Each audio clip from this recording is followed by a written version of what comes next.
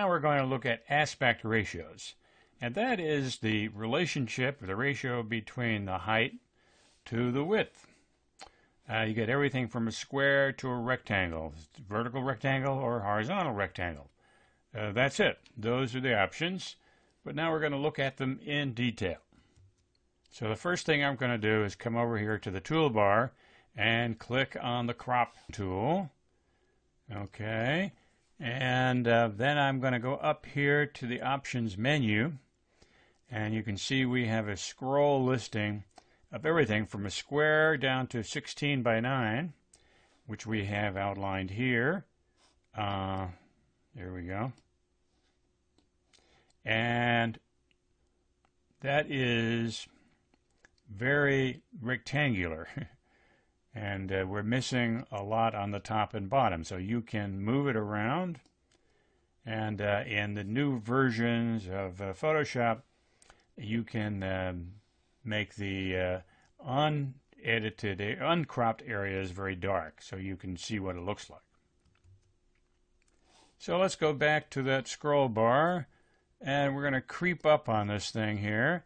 We're going to go to 2 by 3 or 4 by 6, and that will fill up the frame because that is typically what you get from a 1-hour photo, or when you get a printer you get a bunch of free glossy paper, 4 inches by 6 inches.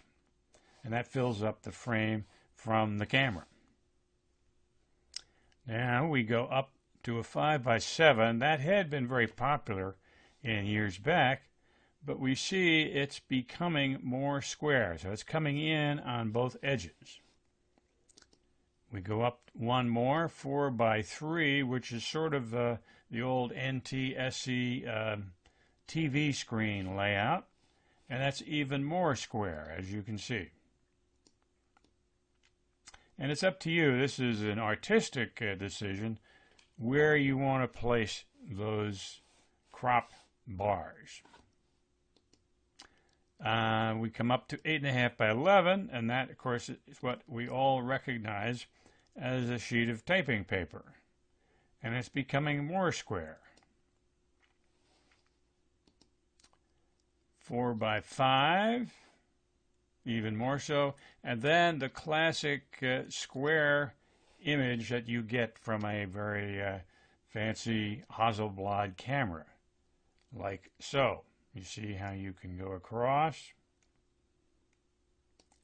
So you have lots of choices, and it's up to you from an artistic point of view to decide what you want to capture in the frame.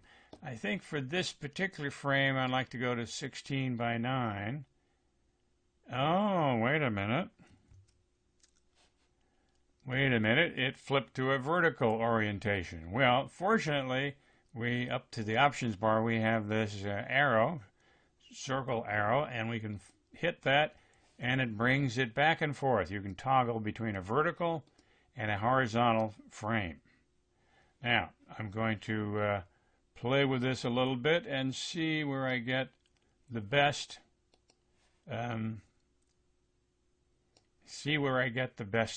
shot. I like that.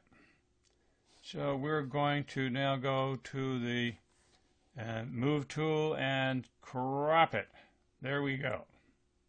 Now there's some other controls I want to show you here. We'll first go back to the crop tool.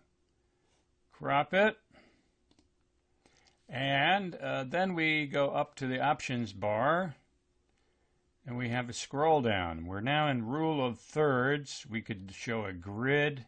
We could show a lot of overlays here. I like the rule of thirds myself, so we'll stay with that. Then this little gear over here, we have settings. I'm going to click on that, and here's use classic mode. And when you click on that, it's the old-fashioned way. You move the grid, you don't move the image.